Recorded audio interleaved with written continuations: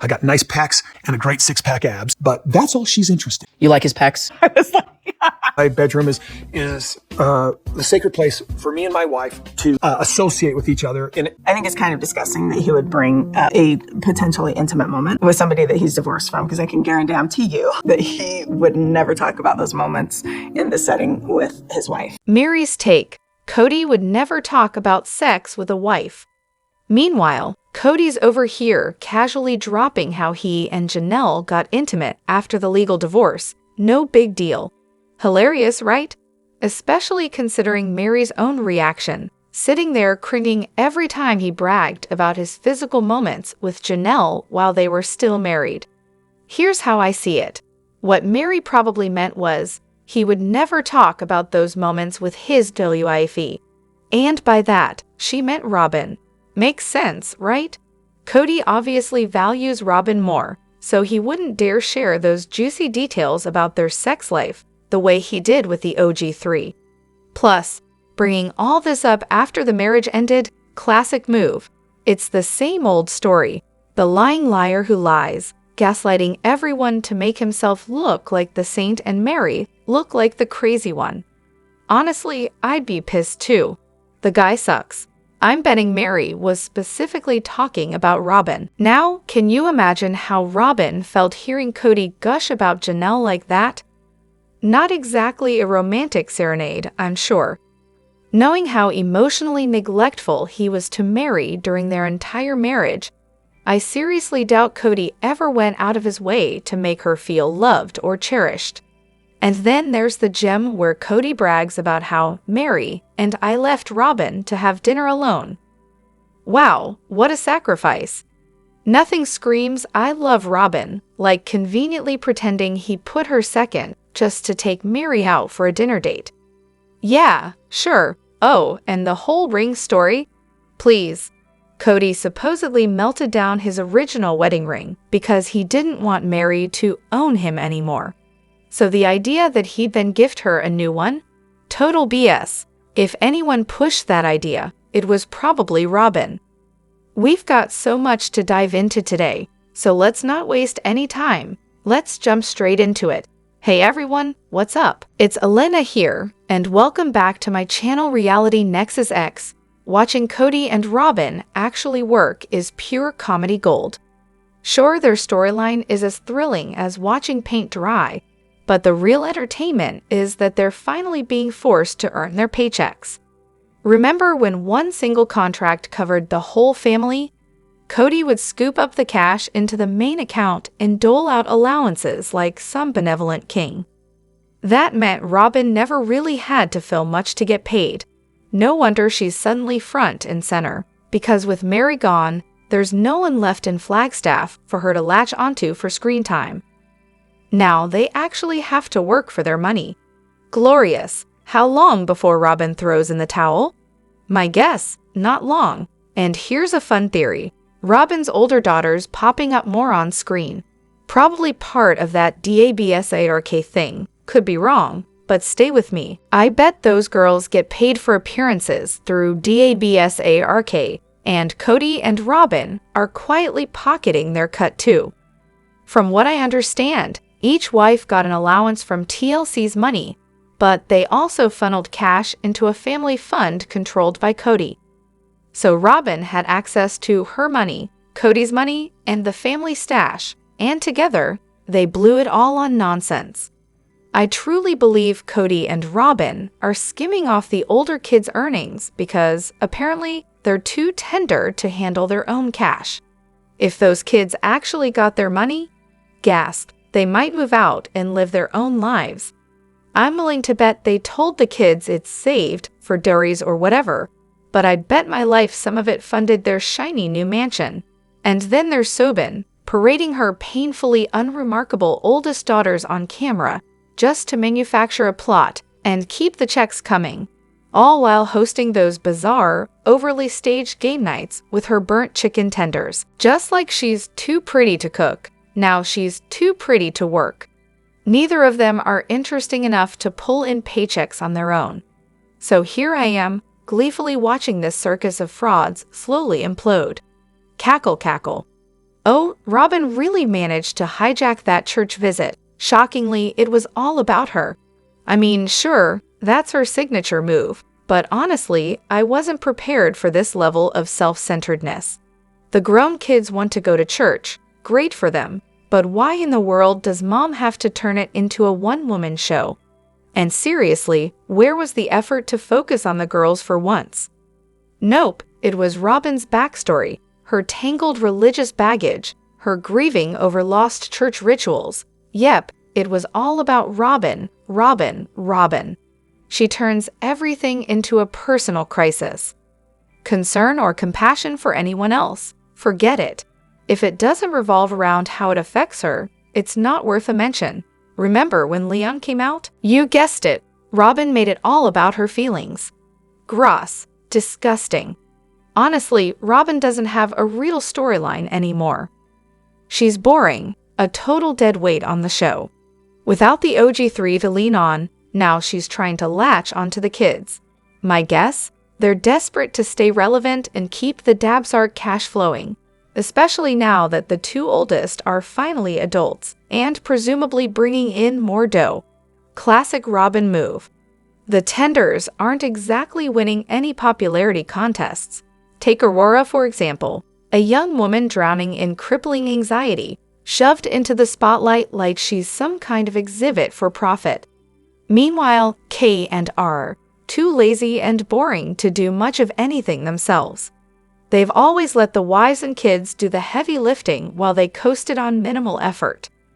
Now that the wives are out of the picture, they're leaning heavily on Aurora and Brianna, who are left carrying the whole show. Aurora's stuck under this insane pressure to parrot exactly what her parents want, or else risk being branded disloyal, yes, with that dramatic capitalization.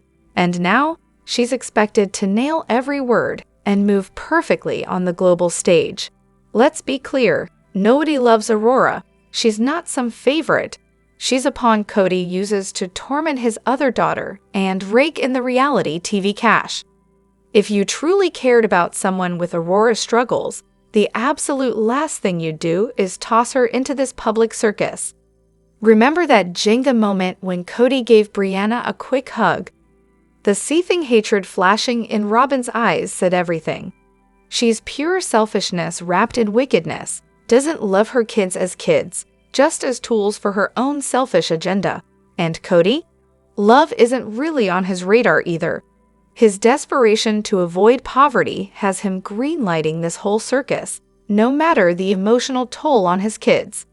The cash flow matters more than pushing Aurora to the brink. Robyn has probably done more damage to her own kids than anyone else.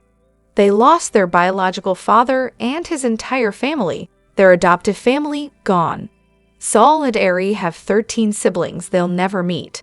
No mother who truly loved her children would orchestrate that kind of heartbreak. Robyn simply doesn't have the capacity for real love, only for using others. Let's get one thing straight, looks are off limits here. You all are way above that, unlike me, apparently. Because seriously, when did Robyn's head turn into a Lego piece? Was it always that way, and I just didn't notice? I've been seeing a lot of chatter about her wearing dentures, which, hey, no judgment. I know plenty of people who got the short end of the dental health stick. Teeth age, nerves die, it happens. But if she's had a bunch of teeth pulled, it absolutely changes your face shape, dentures or not. And let's not forget, age isn't exactly kind to any of us. I see it staring back at me in the mirror every morning. I'm thinking it's a cocktail of thyroid issues, those dental extractions, and the pure torture of not spending her golden years chilling on a porch with the sister wives she never actually liked. Honestly, if Misery had a shape, it'd look just like a Lego head. Ha ha ha, you totally got me there. I was like, whoa, starting drama already. As for the head itself, I don't really know. I've heard the thyroid rumors, but no matter what, she's just so square now. I swear, she used to be cute. This current hairstyle, not doing her any favors. Did anyone else catch this? After the girls went to church, Aurora was on the deck with Robyn and Kody, and every time they talked about religion, She kept darting her eyes between them like she was trying to figure out what exactly was safe to say about her feelings. Meanwhile, Kody's over there acting like they're all being super open and honest. Spoiler alert. Aurora looks more like she's auditioning for the role of most cautious island castaway, terrified that one wrong word will get her kicked off the island. Watch their interactions closely. They're stiff, forced, totally lacking the natural flow you see in any real family scene with the OG crew. It's like they're playing characters in some badly written reality show drama. I'm pretty sure the girls have picked up on how Kody is ready to ghost you completely if you don't toe his line. They've learned helplessness, plain and simple, convinced they can't survive without him. And make no mistake, Kody's love comes with conditions. Bow down, worship the self-proclaimed king, and you're safe. Step out of line, you're out. No support, no skills, no clue about what a healthy relationship looks like. Honestly, Robyn and Kody have basically raised these older girls to be prime targets for groomers and abusers. The fact that Robyn made her little girls call Kody daddy so early on still makes my stomach turn. Introducing your kids to another man that soon, and then forcing a fake daddy-daughter bond if you split? Absolutely not. It's reckless and cruel. These girls have been vulnerable their whole lives, lacking the tools or insight to question any of it. And here's a little detail that's super weird. Kody always puts on this fake cheerful voice around Robyn's kids. It's so forced you'd think Robyn trained him. Apparently, he can't get harsh with the kids without triggering panic attacks, which just adds another layer to this bizarre, toxic circus. So Kody wants to go to church. Because, surprise, surprise, he's worried some random guy might try to scoop up Robyn. I know, not many people are Team Robyn, and sure, she made her own mess. But the fact that Kody said he wants to tag along to church with her and their grown daughters, because he's convinced men there are lurking like it's some kind of singles bar. Absolutely bonkers. I'm Catholic, so maybe I don't get their church vibe. But are these really the types of churches where everyone's eyeing each other like it's a dating app? Because if so, that's a massive red flag. Any woman, including Robyn, should be able to go to church, get her spiritual fix, and not have her husband hovering like a creepy security guard, scanning the pews for predators. And honestly, I don't care if you don't think Robyn is hot. Kody's acting like she's some prized pig he has to guard 24/7s. And that's seriously unsettling. Anyone else feel that? Remember when Kody's whole identity was being the coolest surfer polygamist on the block? It's all about Robyn being the ultimate woman. Every man wants her, every woman envies her. And that's why the family drama's so juicy now, pure jealousy. The poor guy can't face reality because his ego won't let him. It's classic projection. He's the one cruising women at their church, so naturally, every house of worship must be Tinder with a cross. Here's a little insider scoop. Since I grew up in the same church scene as Kody, church is often sold as the place to find love. The thinking goes, if you meet someone there, at least you share the same beliefs. Reality? Not so much. But Kody, with zero real-world experience, still treats church like a meat market. Women are acquire and breed material. So if one's alone, well, time to start shopping. So, Robyn's master plan for the kids?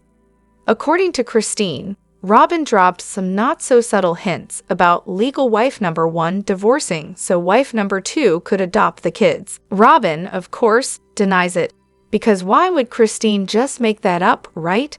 And I'm pretty sure Janelle could back Christine up if things got spicy.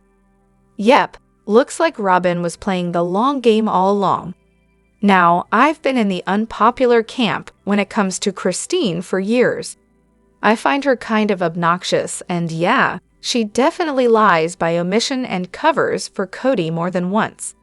But here's the twist. When Christine lets her guard down, she usually tells the truth. And as far as I can tell, she's never just fabricated a lie out of thin air. If Robyn was truly relieved she wasn't legally married to Kody anymore, all she had to do was say, "Thanks, But no thanks, Mary. If Mary randomly brought up the divorce, Robyn could have happily stayed the spiritual wife forever. So nope, Robyn is 100% lying here. Her story doesn't hold water. The divorce wasn't some sudden shock. It was done for her, not to her, and it cost Mary a pretty penny. Mary said she and Kody had been talking about a legal divorce for a long time before actually pulling the trigger. She struggled with the decision, wanting to wait for their marriage to improve. That sounds legit to me, and honestly, I believe both Christine and Mary on this one.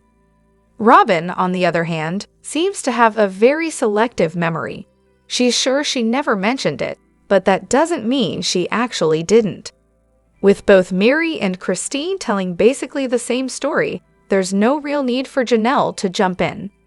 Meanwhile, I'm guessing the production crew keeps fire extinguishers handy during Robyn and Kody's couch talks, because those lies are probably setting their pants on fire. Robyn absolutely killed the vibe on moving day. I just finished watching the episode where Kody helps Mary move, and honestly, they were all laughing, joking, having a decent time until Robyn showed up. Cue the symbolic moment. The second she stepped in, the three of them in the truck went dead silent, awkwardness pouring out like it was a new flavor of ice cream. She was already pouting like she'd just lost her favorite chew toy. Honestly, she's like a walking, talking dark cloud. You know, the type who sucks the fun right out of a room. I honestly can't imagine having to spend every day around that misery. Watching that made me wonder if Robyn's endless bad moods and tears have slowly turned Kody into the moody, insufferable guy he's become. Not that she's solely responsible for his behavior, but come on, when you live with someone who's a permanent rainstorm, you're bound to pick up a little thunder and gloom yourself. I haven't binged the early seasons in a while to compare properly, but the difference is noticeable. Robyn kills the vibe every day. There, I said it, fix that narrative.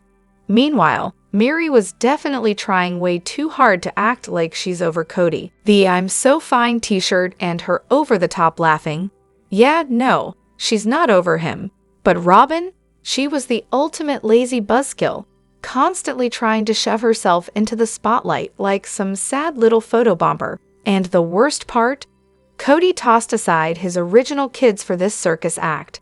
Seriously nauseating. Kody himself? Yeah, he's terrible now, but he wasn't always this insufferable on camera. Back in the day, he seemed jolly and carefree. Granted, who knows what the off-camera reality was. But you might be onto something about how soaking up someone else's depressive energy can turn you into your own personal grump. It's like emotional contagion, reality TV edition. Okay, here's my hot take on the whole church shopping fiasco. Now that the wives have pieced out, Kody and Robyn suddenly have to pretend they're actually working for their paychecks.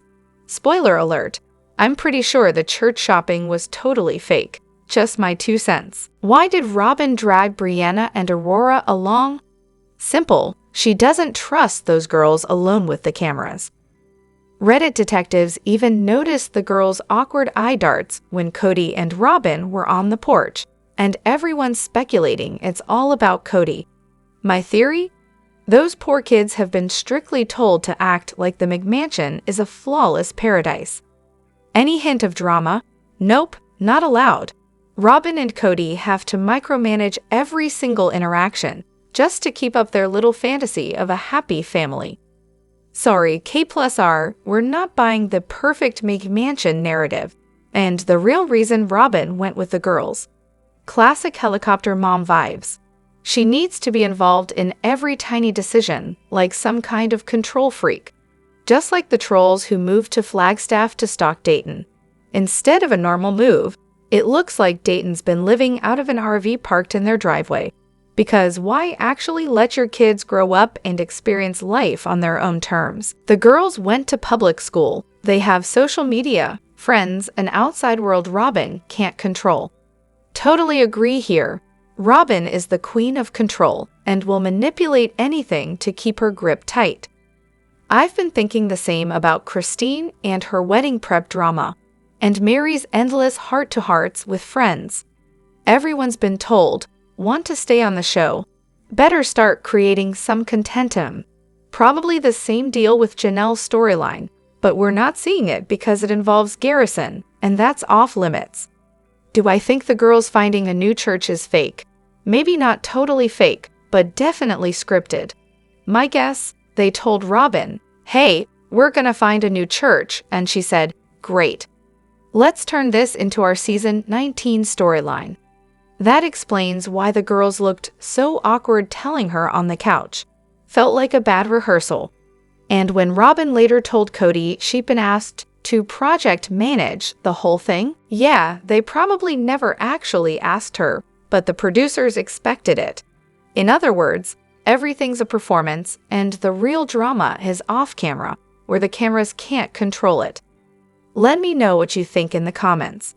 Don't forget to hit that like button and subscribe to my channel. I'll see you in the next video. Take care and much love to you all.